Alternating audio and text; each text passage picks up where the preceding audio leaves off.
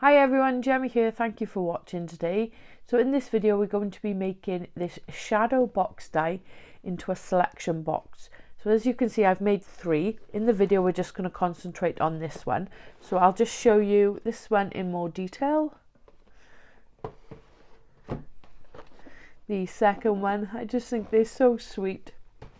And this is what we'll be making in today's video. So just open it up. And we've got some lovely chocolate inside. So it's a really quick and easy make. I have used Simply Made Crafts shadow box die set for this. If you're familiar making a shadow frame, then you could do this by hand. Sometimes I like a quick make, so you just run it through the die cut machine several times and then you've got this gorgeous gift box. So let's get started. So I've gone ahead and I've used the Simply Made Crafts small shadow frame album box die set, and I've cut 4 pieces. So it's this large die here. So I've cut 4 of those. I've cut 1 hinge, which is this die here, and then I've cut 4 of these border dies in this mirror cardstock. Everything else to make the box will be cut by hand. So I'll just set this to one side. Next we'll work on this piece.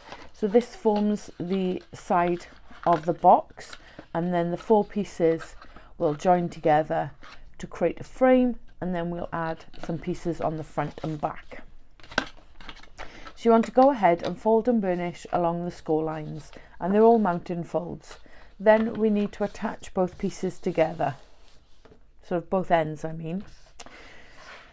So I'm just going to run quick grab glue along this shorter tab here.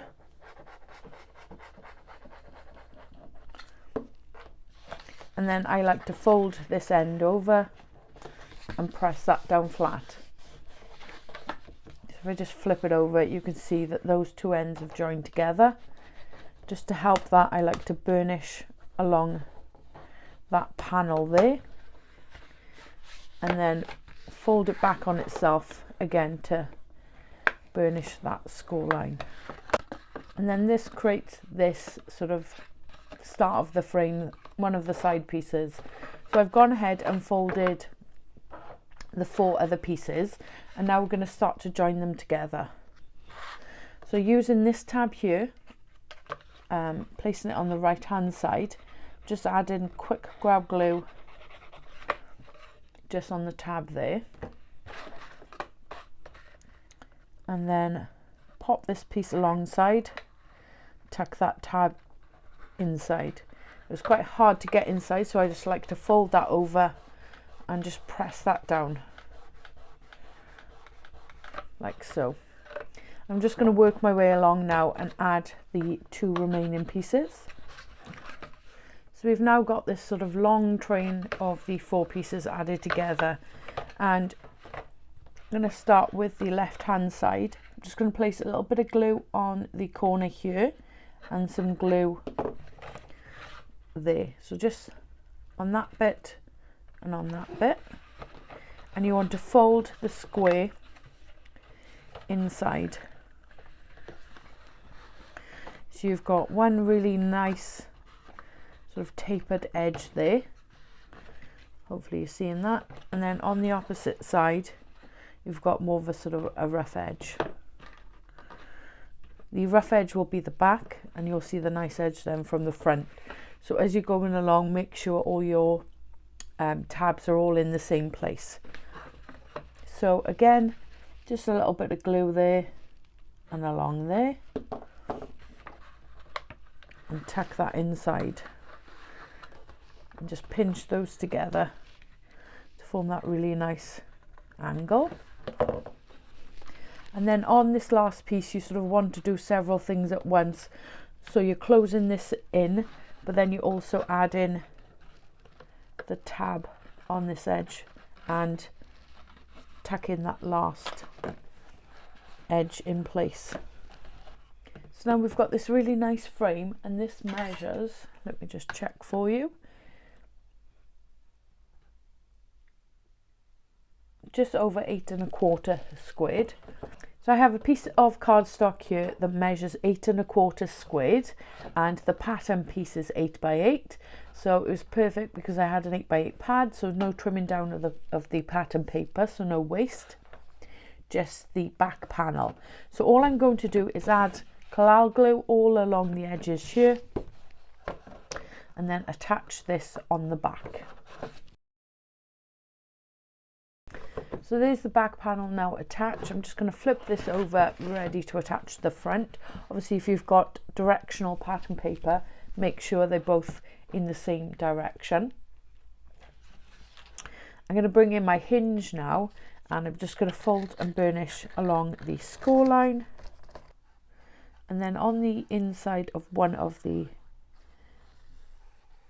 side tabs, just add in quick grab glue. Again, making sure I've got the right direction, and this is on the right edge, and then I'm just going to line that up to the edge of the box and press that down. So I've attached it along the side piece here, and then this piece that isn't attached is going to go on to the lid. So I'll bring in this piece of cardstock. Again, it measures 8 1/4 squared. On the front piece, I've used an additional piece of mirror card, which measures 8 by 8, and then the pattern paper, which is 7 3/4 squared. So attach those together. So I'm just going to add quick grab glue on the hinge piece, like so. Ideally, you want it in the same colour cardstock so that it blends in with the rest of the box. And then when we add more decoration, the tab or the hinge sort of part will be hidden. So just open that up and just add a bit more pressure there. So essentially we now have our box. So we're going to do some further decoration to the inside of the box. So I have a piece of 8 by 8 pattern paper here and a piece of 7 by 7, and that is going to attach just inside there and on the left hand side. And then I've used the die to cut these borders, and they're going to sit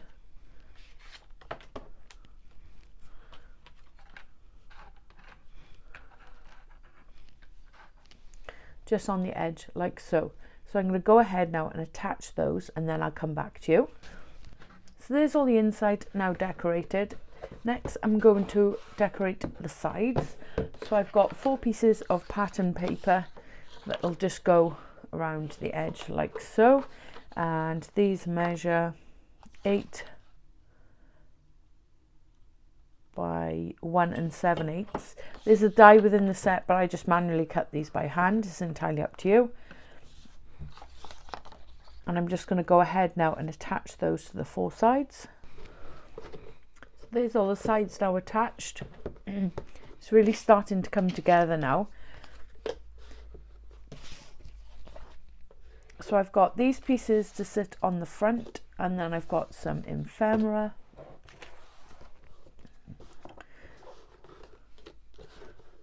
Just to attach there like so, and then the box is decorated, and I'm just going to add the chocolates inside. So for this piece I've just used some of the offcuts from when I was creating the front and the back. So the cream piece is 1 1/4 by 8 1/4, and the pattern piece is 1 by 8. And again, that was the offcut from the piece that went on the inside there. Sorry, I'm knocking the camera. I've then used a scallop square die just to cut some mirror cardstock, and then I've added some pattern paper on the front, and then these pieces of ephemera. So everything that I've used, the pattern paper, and ephemera, is from the Creative Craft Products Christmas Festivities contemporary Christmas festivities, sorry. Everything could be listed in the description box below. I'm sure you've seen me use this now already on the channel. I'm not too sure on the order of the videos, but I did say that I'll be using this a lot with my Christmas mix, as you can see. So I'm going to go ahead now and attach these two pieces and the ephemera, pop the chocolate inside, and then I'll come back to you once everything's finished. So there's the selection box now decorated. I've gone quite simple on the front because this is going to be in a basket with other items. So there'll all be already be lots of things to look at. You could go really elaborate with the decoration. If this was for a keepsake gift or a card box, then I would really decorate the front with some flowers, or you know, whatever takes your fancy. You can go really elaborate or quite simple, as I've done here. So as I said, the front is decorated simple. Open it up and I've added the chocolates inside. I've just tacked them in place with some foam adhesive. You could add an acetate front over here. I've used magnets in the past to hold this in place. I've also used ribbon.